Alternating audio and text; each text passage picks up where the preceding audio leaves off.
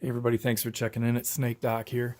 And sorry, just as I start to do a video, of course. What we're going to do today is we're going to look at a couple different PPQs that I have. And this one, barrel hole's about that big. This one is much smaller. Man, they look identical though. What's the difference?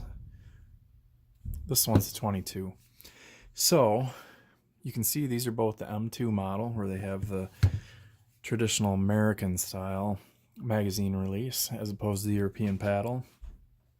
So we have a PPQ M2 in 9mm with standard plastic sights for now, medium size back strap on it, and 15 round magazines. There you can see 15 round magazines. They do make a 17 round magazine for this, which has a chunky plastic pinky extension, which is pointless because unless your hand is like the size of Andre the Giant, there's no way you're getting your pinky way down here. So, but they do have 17 round, and I think they actually might have 20 round mags for these as well. They're just super comfortable. So the difference is this has interchangeable back straps. So you can see that there's a roll pin right here, and you just push that to one side. And there is a small back strap and a large, and the large has the extension right here that would fill in part of this underneath this tang right here. This frame does not have interchangeable back straps, but this is identical to the medium back strap. So this is a one size fits all, but most times when you talk about 22 long rifle semi-automatic pistols, like the Ruger, actually the Walther P22, and some of the other ones, they're built on like a 3/4 scale. So like the Smith & Wesson M&P compact version, it's like a 3/4 scale or a 7/8 scale pistol. So if you have adult size hands, they're not the best. You're really overreaching on a lot of the controls, and they just kind of feel like a toy. I got this for a couple reasons. Because I have a suppressor coming, or a silencer, whatever you choose to call it. So you can see this has a threaded barrel. And I also got it because I wanted my wife, who is somewhat recoil sensitive, to be able to train with a regular size firearm. So you know, she can start off, when she goes to the range with me, she can start off with this 22 version, which happens to have 12 round magazines as opposed to just 10 round mags. So that's cool. They do make 10 round mags for these, but this is all of the ones that I have are the 12 round. So, and they're really easy to load because they have the button on them, so you can just pull this down and drop the rounds in there. The one thing that you'll notice, if you've seen, there's a Colt, I believe it's the Colt 1911 22, is made by Walther, and it has these mags. It looks just like this. I think the notch might be in a different spot. And then the full size M&P 22. So the full size M&P, it'd be, you know, the replica of the M&P 9, but in the 22 version, is the exact same fire control unit as this PPQ. So it's just different grip frame, but the firing mechanism and everything is the exact same on it. This, I don't want to, I can't show you right now because, well, we could take the thread protector off, but I have it wrenched on there, so I don't want to. But this breaks down kind of like the Walther, or not the Walther, Polish P83 Wanad. If you look at some of my other videos, you pull this down and the catch stays down, then you retract the slide to the back and pull up, and you can see it's a blowback design. So if I was to let go of that, it would come, if the thread protector wasn't on there, it would go over the front end of the slide barrel and come off as one unit. And then there's a recoil spring that goes around this captured guide rod right here. So there we go. and then you just snap that back shut and you're back in business. Whereas this, you remove the magazine, just retract the slide. I don't even think you have to retract the slide on these. So you pull down on the tabs, and there you can see the slide goes forward, and there it goes. That right there is what is doing the catching. So you can see why on a Glock it's kind of shaped like this.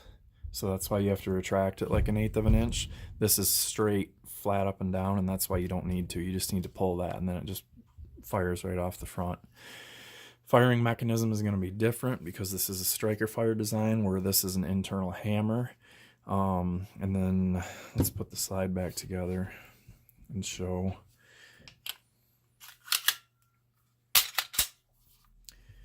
So let's look at the back end. So this you can see on the 9mm version.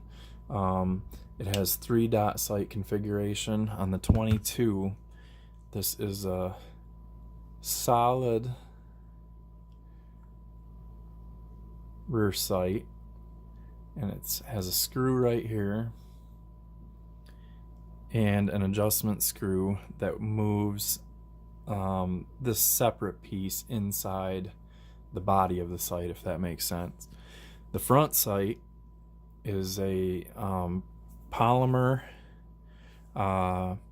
regular single dot sight, and it was a white dot, and I just dripped some green paint into it, so it shows up a lot better in the sun. And pretty much every pistol I own, with the exception of this one, has a colored dot up front, so I like that consistency of it. This you can see is striker fired, has a removable back plate on it just by pushing that little button in right there and sliding that down, and then you can retract or withdraw your striker from the back end of the slide. This doesn't have that because it has a captured firing pin mechanism inside there that's captured with that roll pin, and then there's a hammer system as part of the firing unit. So this is a hammer fired, as most 22s are. I don't. That new Taurus that just came out might be a striker fired 22, but I don't. Most of them are hammer fired in my experience. The button mag release on this, I don't think is swappable, because when you push it through here, there is no hole on the back side here to do the swap.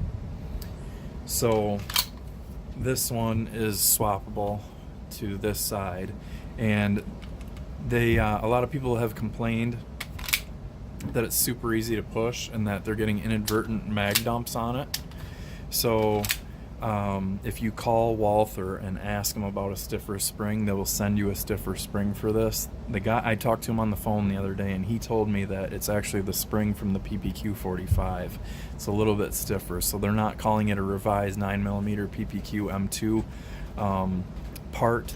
They're just sending the PPQ 45, and he says it's substantially different. I've heard that it's not substantially different, but that it is better, and that people's inadvertent mag drops have gone away. This gun is a BF, which I believe is a 2015 model. So I had them send me a spring, and I'll have it in case I do find that is a problem. One other thing, let's look at my tried and true 5.78 GLS Safariland holster. It fits a plethora of guns, including the PPQ, and you can see that's in there. And then when you hit your grip release right here, you can see his fingers hitting that spring-loaded grip release. There, you can see it right there. And the pistol withdraws fine, and then we can see that it is an open bottom design, so even when I have my suppressor on here, I'll be able to put that right down in there, and it'll work the same way. It's going to have a longer withdrawal before being able to present. So, love this holster. It's worth having one of these just to throw it in the range bag. I mean, it swallows up pretty much every gun except for the super wide stuff like P226s, and my Ruger P89 doesn't fit in there because those are super wide. Berettas, I think, have a special one that's like a special wide version, but I mean, I've used FNS 9L in here, HKs, HK USP, P2000, all those SAR Salmaz guns, for the most part, that I remember have fit into there. So these are awesome. This is the long version, long slide version. They got it in like 4 different lengths. Just doesn't really matter if you don't mind the gun sitting out the bottom, but the long version will cover anything out there, because even my FNS 9L, which is a 5-inch, there was some space right here, and I think like if you have like a XDM 525 and the Glock 34 is past 5-inch barrel length, so I think that's what this is built for. That if my G34 slide would ever show up, then I'd be able to stick one in there and see. All right, what else? Let's look at a difference in the weight between the 22 version and the 9mm version. It's not substantially different, but there is a difference. So again, we have a threaded adapter, but we're at 22.89 on the 22 version with an empty magazine, and the 9mm version empty magazine is 24.37. So you're getting nearly identical feel, and that's the other thing that I really like about it. But slide construction on this is aluminum, and obviously you're going to have a much weaker recoil spring, so I mean you're going to have a difference there. If you go for like what would be a normal rack where it would slam back, it'll come back to lock because it's just so easy. Trigger mechanism is the exact same way though. It does have a blade safety on there. And the trigger feel for being hammer fired, this is an outstanding trigger. I don't like dry fire in 22s, even though on this one it doesn't seem to be that big of an issue. I just don't want to do it. We all know that the PPQ 9mm is applauded for its trigger, and it should be, because it is tremendous.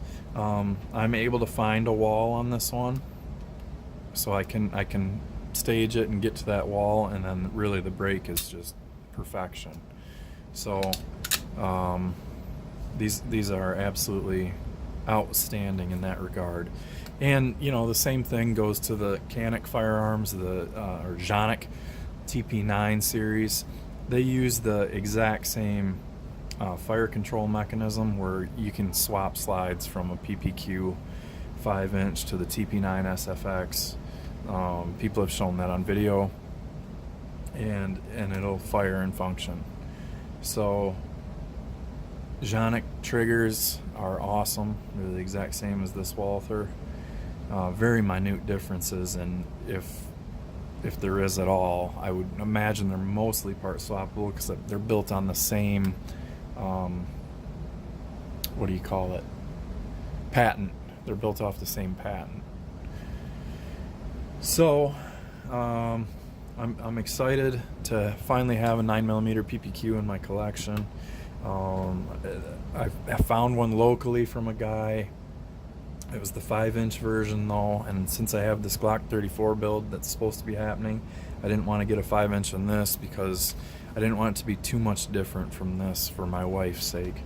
So I want her to be comfortable should I put this into a home defense roll on her nightstand or something like that. So thanks for watching. I appreciate finally hitting that 1,000 subscribers. Hopefully that continues to grow. I've already shipped out the holster for my giveaway. Hopefully if things work out, or if I start digging through my stuff, I'll find some more stuff for giveaways. And I appreciate you guys watching, and always shoot safe.